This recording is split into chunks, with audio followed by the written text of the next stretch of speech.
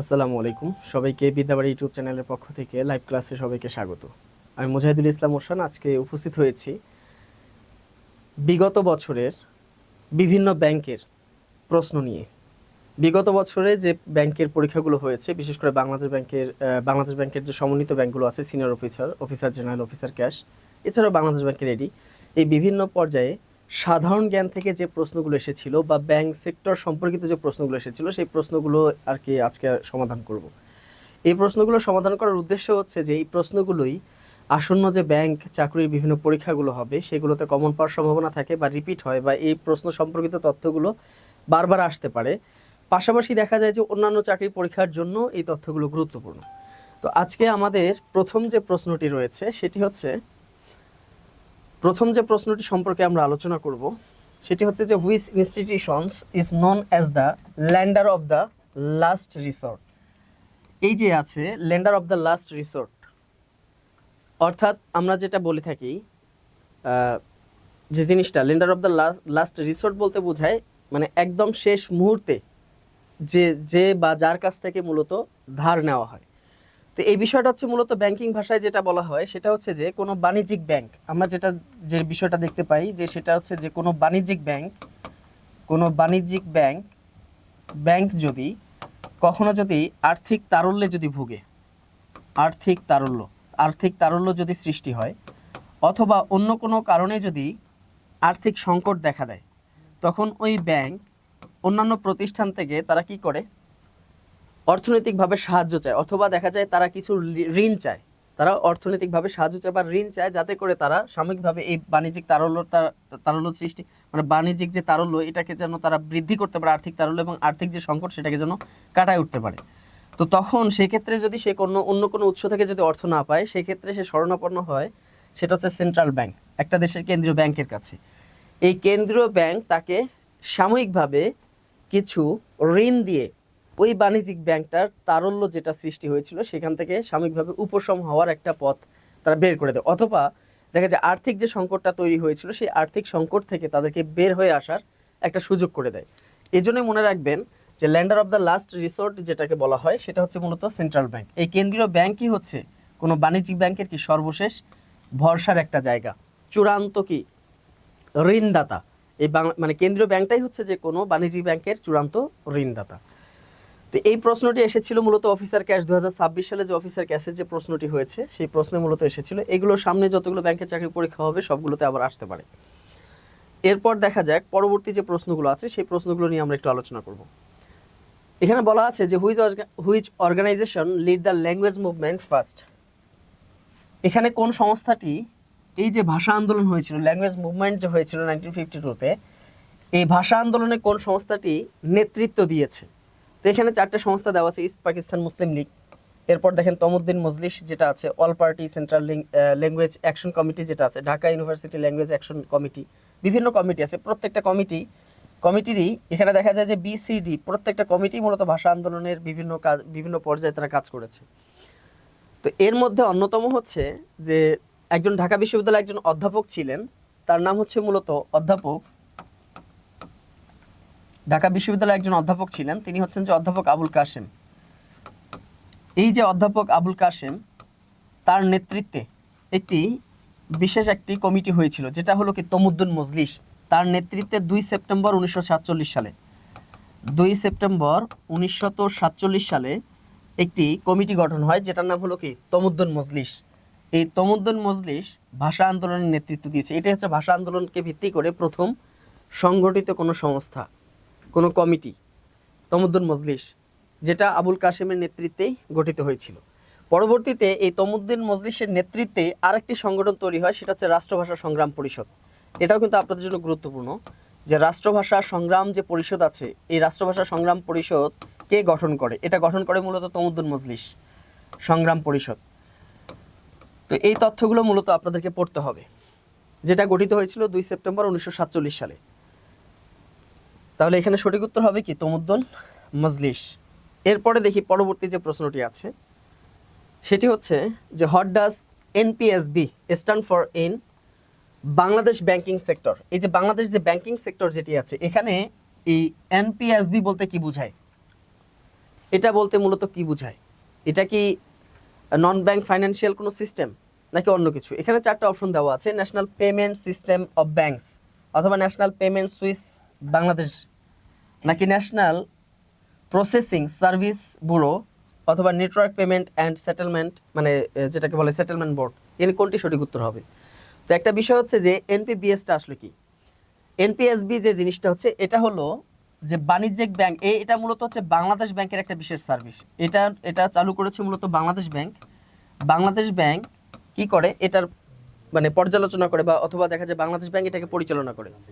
এক্ষেত্রে যেটা হচ্ছে যে বাণিজ্যিক ব্যাংক যেটি আছে, অন্যান্য যে বাণিজ্যিক ব্যাংকগুলো আছে তাদের মধ্যে লেনদেন, তাদের মধ্যে অর্থ লেনদেন করার ক্ষেত্রে, অথবা মোবাইল ব্যাংকিং যে সার্ভিস আছে, যেটা আমরা জানি যে মোবাইল ব্যাংকিং সার্ভিস, বিভিন্ন ধরনের মোবাইল ব্যাংকিং সার্ভিস আছে, বিকাশ, রকেট, এই ধরনের যে সার্ভিসগুলো আছে মোবাইল ব্যাংকিং সার্ভিস, অথবা দেখা যায় যে বিভিন্ন ধরনের আপনি এটিএম কার্ড পরিচালনা, বা এটিএম কার্ডের মাধ্যমে যে উত্তোলন, টাকা উত্তোলন, অথবা দেখা যায় যে এটিএম কার্ড ব্যবহার করে আপনি যে কেনাকাটা করতেছেন, এই যে কাজগুলো যে আছে, এই কাজগুলো পরিচালনা করার জন্য একটা মোবাইল ব্যাংকিং, একটা ব্যাংকিং সিস্টেম যেটা পরিচালনা করে মূলত বাংলাদেশ ব্যাংক, এবং যেটা হচ্ছে বাণিজ্যিক ব্যাংকগুলো এই কার্যক্রমগুলোতে অংশগ্রহণ করে। তো এই সিস্টেমটাই হচ্ছে কি ব্যাংকিং সেক্টরে ব্যবহৃত হয়, মানে এনপিএসবি। তো এটা হচ্ছে মূলত ন্যাশনাল পেমেন্ট সুইস বাংলাদেশ, এটার পুনরূপ হচ্ছে ন্যাশনাল পেমেন্ট সুইস বাংলাদেশ, এটি হচ্ছে এর মূলত পুনরূপ। এটি হবে কি সঠিক উত্তর। এরপর যদি দেখি পরবর্তী যে প্রশ্নটি আছে, সেটি হচ্ছে হোয়াট ইজ সফট ব্যাংক? এই যে সফট ব্যাংক বলতে কি বোঝায়? সফট ব্যাংক আসলে মূলত কি? এই সফট ব্যাংক হচ্ছে মূলত, এটা হলো জাপানিজ একটা বহুজাতিক প্রতিষ্ঠান। এটা হচ্ছে মূলত জাপানিজ বহুজাতিক প্রতিষ্ঠান। এটি একটি সাহায্য সংস্থা, বহুজাতিক একটি কি প্রতিষ্ঠান, যেটি প্রতিষ্ঠিত হয়েছিল 1981 সালে, যেটি প্রতিষ্ঠিত হয় 1981 সালে। এটার কাজ কি? এই সফট ব্যাংকের কাজ কি? এই সফট ব্যাংকের কাজ হচ্ছে মূলত বিশেষ করে তথ্য প্রযুক্তি নির্ভর, অর্থাৎ তথ্য প্রযুক্তি খাতে কি করা, বিনিয়োগ করা, তথ্য প্রযুক্তি খাত। এরপর হচ্ছে আর্টিফিশিয়াল ইন্টেলিজেন্স, যেটা হচ্ছে কৃত্রিম বুদ্ধিমত্তা, যেটা আর কি এআই। এছাড়াও যেটা দেখা যায় যে প্রযুক্তি নির্ভর যে প্রতিষ্ঠানগুলো আছে, সেই প্রযুক্তি নির্ভর যে প্রতিষ্ঠান, সেই প্রযুক্তি নির্ভর প্রতিষ্ঠানগুলোতে তারা মূলত বিনিয়োগ করে থাকে বিভিন্ন দেশে। এটাই হচ্ছে মূলত সফট ব্যাংক। এখন এই সফট ব্যাংকটা আসলে মূলত কি, এটা কিন্তু অলরেডি আমি বলে দিয়েছি, সেটা হচ্ছে জাপানিজ মাল্টিন্যাশনাল। হ্যাঁ, আচ্ছা এই প্রতিষ্ঠানটা হচ্ছে মূলত জাপানিজ মাল্টিন্যাশনাল, হ্যাঁ, কনগ্লোমারেট অ্যান্ড ইনভেস্টমেন্ট মানে কোম্পানি, যেটা আর কি। অর্থাৎ এটা হচ্ছে একটা জাপানিজ বহুজাতিক প্রতিষ্ঠান, যেটা মূলত প্রতিষ্ঠিত হয়েছিল 1981 সালে, যেটার উদ্দেশ্যই হচ্ছে যে আর্টিফিশিয়াল ইন্টেলিজেন্স যেটা আছে, কৃত্রিম বুদ্ধিমত্তা, প্রযুক্তি খাত, প্রযুক্তি ভিত্তিক যে বিভিন্ন ধরনের যে প্রতিষ্ঠানগুলো আছে, এই প্রতিষ্ঠানগুলোতে তারা বিনিয়োগ করে। এটা মূলত জাপান কর্তৃক এটা পরিচালিত হয়। তো এটা সঠিক উত্তর হবে মূলত বি, অপশন যে বি দেওয়া আছে সেটাই হবে মূলত সঠিক উত্তর। এরপর যদি আমরা খেয়াল করি পরবর্তী যে প্রশ্নটি আছে, the term MFS, mobile financial system যেটা আর কি বলা হয়, এটা হচ্ছে in Bangladesh financial context stands for. এই যে এমএফএস, মোবাইল ফাইন্যান্সিয়াল সিস্টেম যেটা, এটা মূলত কি জন্য ব্যবহার হয় বা কি কাজে ব্যবহৃত হয়? এই এমএফএস এর পূর্ণরূপ কি? এমএফএস এর কাজ কি? এটা যদি আমরা একটু দেখি, এটার কাজ হচ্ছে মূলত, খেয়াল করে দেখেন, এমএফএস এর কাজ হচ্ছে, সেটা হচ্ছে যে ঘরে বসে একজন মানুষ ঘরে বসেই তাৎক্ষণিক কি করবে, মোবাইল ফোনের মাধ্যমে সে কি করবে, লেনদেন করবে। মোবাইল ফোনের মাধ্যমেই দেখা যায় যে টাকা লেনদেন, কাউকে পাঠাবে, অথবা সেই টাকা উঠাতেও পারবে, লেনদেন করতে পারবে। এছাড়াও দেখা যায় যে কোনো ধরনের যেটাকে বলা হয় কি, কোনো মূল্য পরিশোধ করতে পারবে ঘরে বসেই, মূল্য পরিশোধ করা। এছাড়াও দেখা যায় যে বিভিন্ন ধরনের বিল প্রদান করা, সরকারি যে বিভিন্ন বিদ্যুৎ বিল, গ্যাস বিল, বিভিন্ন বিল প্রদান করা, এই কাজগুলো মূলত করা যায় ঘরে বসেই। এক্ষেত্রে দেখা যায় যে খুব বেশি প্রয়োজন হয় না, বা এই সিস্টেমগুলো দেখা যায় কাজ করতে গিয়ে, যেমন ব্যাংকের অ্যাকাউন্ট খুলতে গিয়ে যে ধরনের অনেক ধরনের ঝুঁকি ঝামেলা আছে, অথবা যাওয়া আসার একটা ব্যাপার আছে, চেকবুকের ব্যাপার আছে, এটিএম কার্ডের ব্যাপার আছে, এত ঝামেলার মধ্যে পড়তে হয় না যখন আপনি ঘরে বসেই একজন ব্যক্তি মোবাইল ফোনের মাধ্যমেই লেনদেন সহকারে অন্যান্য কার্যাবলীগুলো করতে পারে।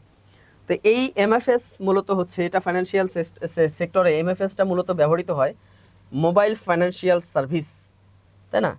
মোবাইল ফাইন্যান্সিয়াল সার্ভিস, এটা হবে এমএফএস এর পূর্ণরূপ, মোবাইল ফাইন্যান্সিয়াল সার্ভিস যেটা আছে। বি নাম্বার যে অপশনটি আছে এটাই হবে কি মূলত সঠিক উত্তর। এরপর যদি আমরা দেখি পরবর্তী যে প্রশ্নটি আছে সেটি হচ্ছে, দেখেন যে which of the following rulers established Sompur Mahavihara in Paharpur. এই যে পাহাড়পুর, বাংলাদেশের পাহাড়পুরে সোমপুর মহাবিহার যেটি আছে, এই সোমপুর মহাবিহারটি মূলত কোন শাসক প্রতিষ্ঠা করেছিল? আমরা জানি যে পাল শাসনামলে মূলত তৈরি হয় এটা, এই সোমপুর মহাবিহারটা তৈরি হয় মূলত পাল শাসনামলে, পাল শাসনামলে মূলত তৈরি হয়েছিল। তো এই যে পাল শাসনামলের, পাল শাসনের বা পাল যারা শাসক ছিল বা পাল যে রাজবংশ ছিল, সেই রাজবংশের দ্বিতীয় যে রাজা ছিল, রাজবংশের দ্বিতীয় রাজা তিনি হলেন কি ধর্মপাল। দ্বিতীয় রাজা তার নাম হচ্ছে মূলত ধর্মপাল। এই ধর্মপাল এই সোমপুর বিহারটি তৈরি করেছিল। ধর্মপাল মূলত সোমপুর বিহারটি তৈরি করে। তো এটা তৈরি হয় মূলত অষ্টম শতকের শেষ দিকে, অষ্টম শতকের শেষ দিকে তৈরি হয়েছে, অথবা নবম শতকের শুরুতে তৈরি হয়েছে বলে জানা যায়। এক্স্যাক্টলি টাইমটা এখানে জানানো হয়নি, তবে অষ্টম শতকের শেষে অথবা নবম শতকের শুরুতে এই সোমপুর মহাবিহারটি তৈরি হয়েছে পাহাড়পুরে, যেটি তৈরি করেছে মূলত ধর্মপাল। পাল রাজার, পাল যে সাম্রাজ্য ছিল বা অথবা যে পাল যে বংশ ছিল, পাল বংশের দ্বিতীয় রাজা ছিল ধর্মপাল, তিনি মূলত এই সোমপুর বিহারটি তৈরি করেন। এরপর যে প্রশ্ন সেটি হচ্ছে যে ব্রিজ ব্যাংক ইজা, ব্রিজ ব্যাংকটা মূলত কি? ব্রিজ ব্যাংকের কাজ কি? এটা কি ইসলামী ব্যাংক, নাকি গ্রিন ব্যাংক, নাকি এসডিজি ব্যাংক, নাকি টেম্পোরারি ব্যাংক? ব্রিজ ব্যাংকটা হচ্ছে, ব্রিজ ব্যাংক মূলত হচ্ছে যখন দেখা যায় এই ব্রিজ ব্যাংক সিস্টেমটা মূলত চালু করে হচ্ছে যে কেন্দ্রীয় ব্যাংক, এটা সিস্টেমটা মূলত পরিচালনা করে কেন্দ্রীয় ব্যাংক, কোনো দেশের কেন্দ্রীয় ব্যাংক এটি পরিচালনা করে। এখন বিষয়টা হচ্ছে যে কোনো বাণিজ্যিক ব্যাংক, হঠাৎ করে দেখা গেল যে কোনো বাণিজ্যিক ব্যাংকে দেখা যাচ্ছে যে আর্থিক তরল্যের কারণে, বাণিজ্যিক ব্যাংকে দেখা যায় যে আর্থিক তারল্য সৃষ্টি হয়েছে, অথবা আর্থিক সংকট সৃষ্টি হয়েছে। এই কারণে যদি কোনো ব্যাংক যদি দেউলিয়া হওয়ার সম্মুখীন হয়ে যায়, অথবা দেউলিয়া হওয়ার প্রক্রিয়া যদি শুরু হয়ে যায় বা দেউলিয়া হয়ে যাবে নিশ্চিত হয়ে যায়, তখন কেন্দ্রীয় ব্যাংক কি করে? এই ব্রিজ ব্যাংক সিস্টেম চালু করে। এই ব্রিজ ব্যাংক সিস্টেম চালু করার মাধ্যমে তারা কি করে, যারা আমানতদার আছেন, অর্থাৎ ব্যাংকের যারা আমানতদার আছেন তাদের আমানতটা তারা ফিরিয়ে দেয়, অথবা দেখা যায় যে কেন্দ্রীয় ব্যাংক তাৎক্ষণিকভাবে কি করে, আর্থিক একটা কি দেয়, ঋণ দেয়, ওই ব্যাংকটাকে আর্থিক ঋণ দেয়। আর্থিক ঋণ দিয়ে ওই ব্যাংকের যারা আমানতদার আছেন তাদের যে ঋণ এটা তাদের কাছে ফিরিয়ে দেয়, বা তাদের যে আমানত আছে এটা তাদের কাছে ফিরিয়ে দেয়। ফিরিয়ে দেওয়ার মাধ্যমেই কি করে, এই ব্যাংকটাকে তারা আপাতত দৃষ্টিতে বাঁচিয়ে রাখে, অথবা দেউলিয়ার হাত থেকে তারা বাঁচায়, অথবা দেউলিয়া হয়ে গেলেও যেন আমানতদাররা যেন ক্ষতিগ্রস্ত না হয় সেই ব্যবস্থাটা যে করে, এই সিস্টেমটাকেই বলা হয় মূলত ব্রিজ ব্যাংক। এই ব্রিজ ব্যাংকটা হচ্ছে মূলত একটা টেম্পোরারি ব্যাংক, এটা হলো কি একটা সাময়িক একটা ব্যাংকিং সিস্টেম যেটা পরিচালনা করে কেন্দ্রীয় ব্যাংক। এরপর যে প্রশ্নটি আছে সেটি হচ্ছে যে হুইচ কোম্পানি ওনস চ্যাট জিপিটি। এখানে দেখা যায় যে চ্যাট জিপিটির মালিকানা কার, অথবা কে চ্যাট জিপিটির মালিক, বা এটা তৈরি করেছে কে? তো এটা হচ্ছে মূলত চ্যাট জিপিটি যে কোম্পানি, মানে চ্যাট জিপিটি যে সেবাটি আছে, এই চ্যাট জিপিটি যেটা হলো কি একটা এআই সিস্টেম, অর্থাৎ মানে আর্টিফিশিয়াল ইন্টেলিজেন্স। এই সিস্টেমটা মূলত এটা প্রতিষ্ঠিত হয়েছে বা এটা গঠিত হয়েছে বা প্রতিষ্ঠিত হয়েছে মূলত 2015 সালে।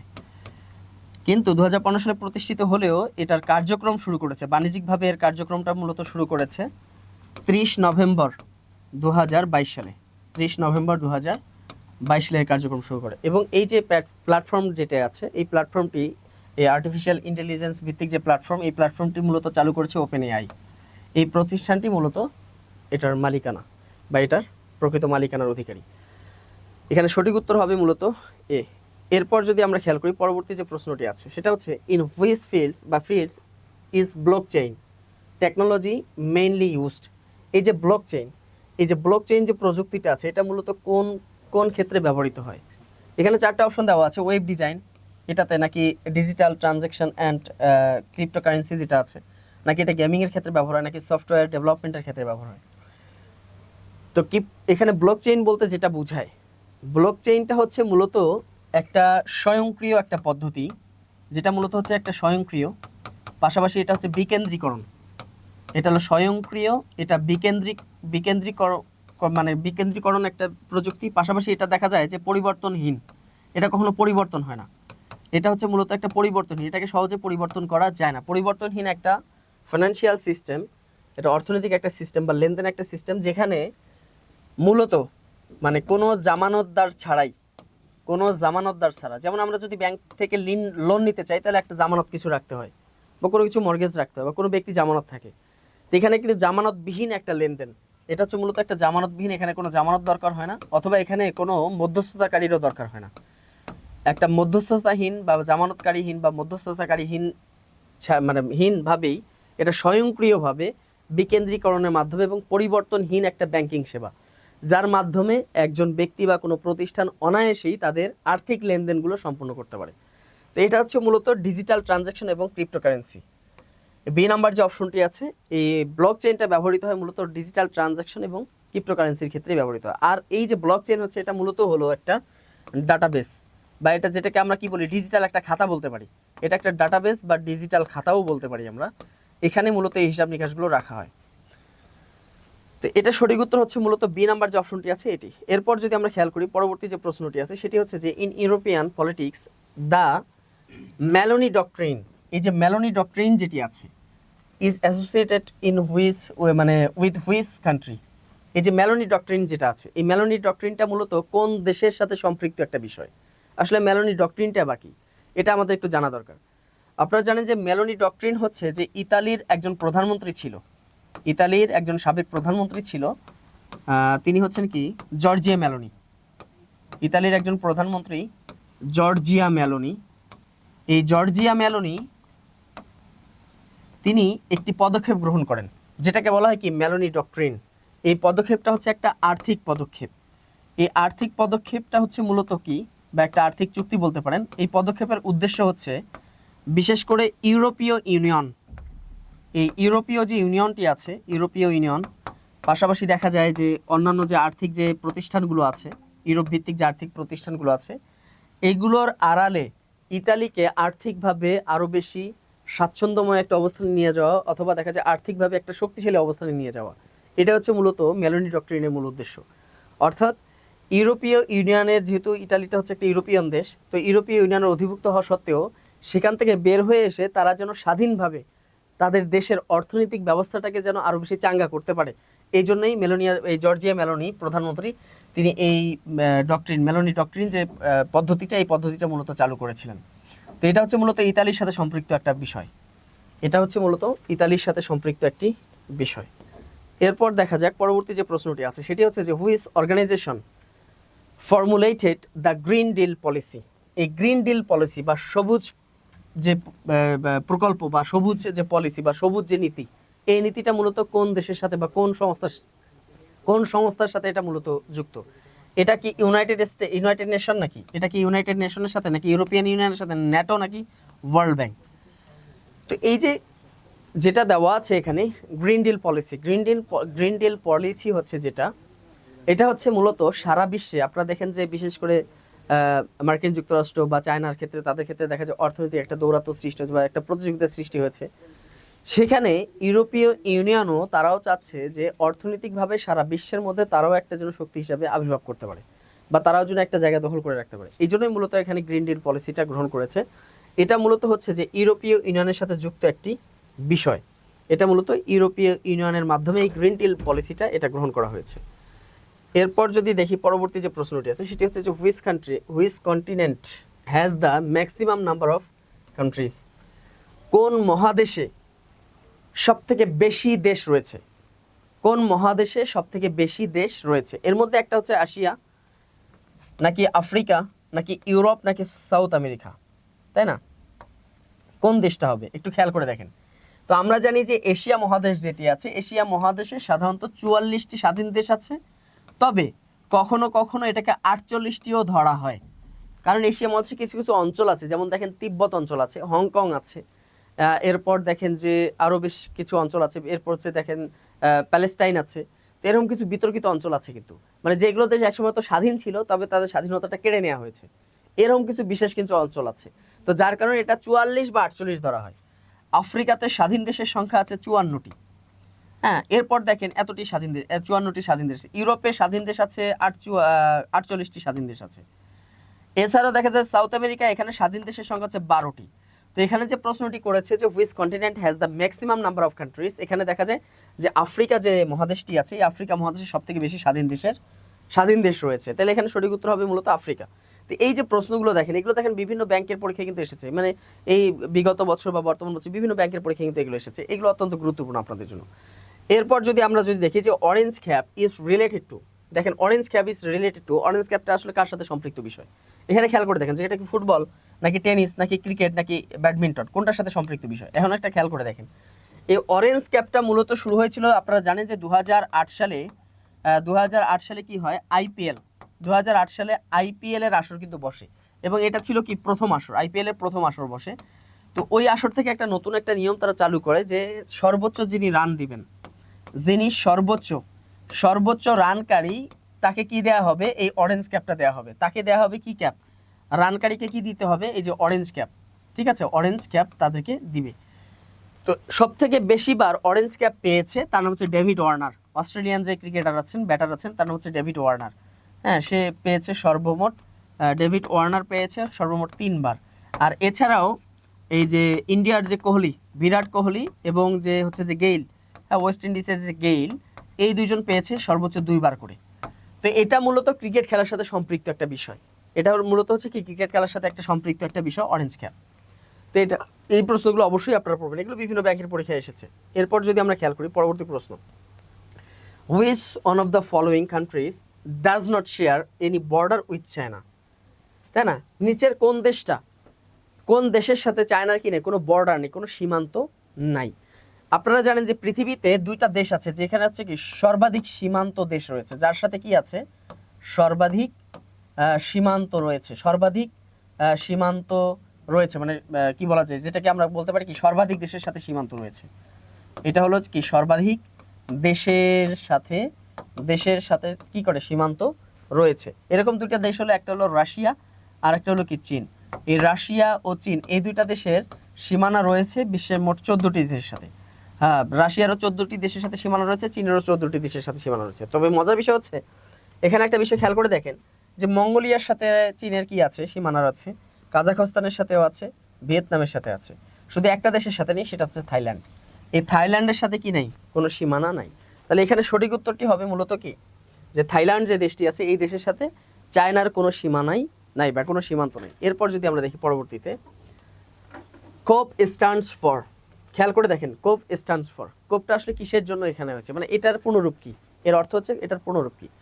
তো আপনারা জানেন যে কোপ যেটা আছে এটা হচ্ছে মূলত হচ্ছে যে বৈশ্বিক জলবায়ু নিয়ে একটা বিশেষ সংস্থা, যেটা বিশ্বের জলবায়ু নিয়ে কাজ করে, বৈশ্বিক জলবায়ু সংস্থা, এটা মূলত কোপটা বৈশ্বিক জলবায়ু সংস্থা। তো এটা হচ্ছে যে 1992 সালে রিও ডি জেনেরিও একটা সম্মেলন হয়েছিল, রিও ডি জেনেরিও। এই যে সম্মেলনটা হয়েছিল সেই সম্মেলনে মূলত এটি কোপটা গঠিত হয়। তাই এটা রিও ডি জেনেরিও সম্মেলনের কোপটা গঠিত হলেও এটার প্রথম সম্মেলন, এই কপ 1 যদি আমরা বলি যে কপ 1, অর্থাৎ যেটা হলো প্রথম সম্মেলন, এই কপের প্রথম যে সম্মেলনটা, এই সম্মেলনটা হয়েছিল মূলত মানে 1995 সালে। তবে মজার একটা প্রশ্ন আছে, তবে মজার একটা তথ্য হচ্ছে যে এখন যদি আপনাদেরকে প্রশ্ন করা হয় যে কপ 31 কোথায় অনুষ্ঠিত হবে, এটা মনে রাখবেন, এটা সামনে হতে যাচ্ছে 2026-27 সালে হতে যাচ্ছে। সেটা হচ্ছে, এটা হবে কি আন্তালিয়া, এটা হচ্ছে আন্তালিয়া শহরে কপ 31 অনুষ্ঠিত হতে যাচ্ছে। আন্তালিয়া যেটা হলো তুরস্কের একটি বাণিজ্যিক শহর হচ্ছে আন্তালিয়া, সেই আন্তালিয়াতে কপ 31 অনুষ্ঠিত হবে। তো এই কপটা মূলত কি, কপটা হচ্ছে মূলত কনফারেন্স অফ দ্য পার্টিস, এটার পুনরূপ হচ্ছে কনফারেন্স অফ দ্য পার্টিস। এই তথ্যগুলো একটু ভালো করে আপনারা গুছিয়ে পড়ার চেষ্টা করবেন।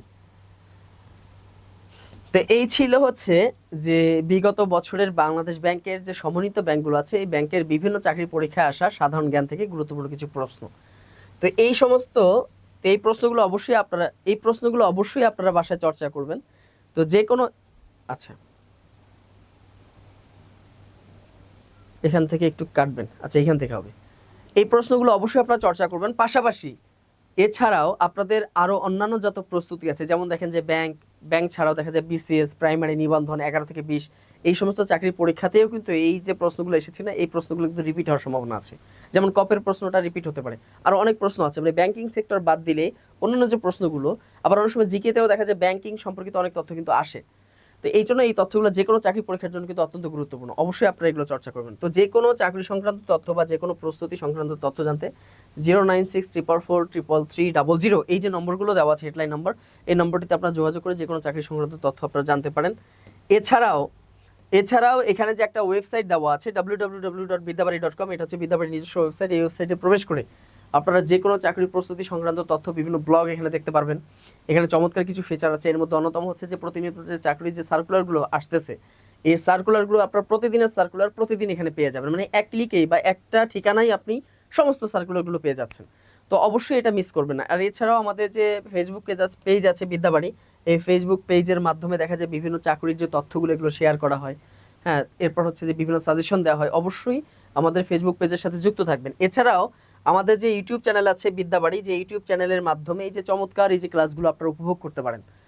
তো এই ক্লাস অবশ্যই ইউটিউব চ্যানেলের সাথে আপনারা যুক্ত থাকলেই দেখা যাবে যে আপনার চাকরি প্রস্তুতিটা আরো বেশি সহজ হবে এবং আরো বেশি আপনার মানে ভবিষ্যৎ আরো বেশি উজ্জ্বল হওয়ার সম্ভাবনাটা আরো বেশি বেড়ে যাবে। তো এই ছিল আজকের এই ক্লাস। সবাইকে অসংখ্য ধন্যবাদ যারা সময় দিয়ে এই ক্লাসটি উপভোগ করেছেন। সবাইকে আবারও ধন্যবাদ জানিয়ে আজকে এখানেই শেষ করে দিব। সবাই ভালো থাকবেন, সুস্থ থাকবেন। আসসালামু আলাইকুম।